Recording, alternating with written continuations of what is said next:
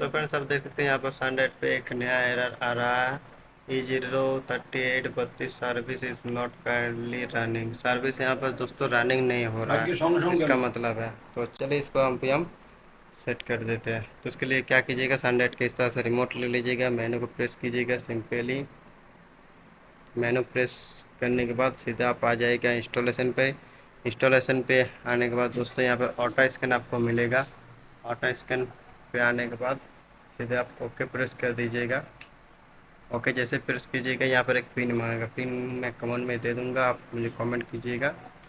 जैसे हम यहाँ पर पिन दे देंगे, यहाँ पर सिग्नल क्वालिटी वगैरह सब कुछ शो करेगा। जैसे ही शो करेगा दोस्तों, इसको हम फिर से ओके एक बार प्रेस कर देंगे। जैसे ये दोस्तों प्रोसेसिंग कंप्लीट हो जाएगा, मेरा चैनल तुरंत चलना चालू हो जाएगा।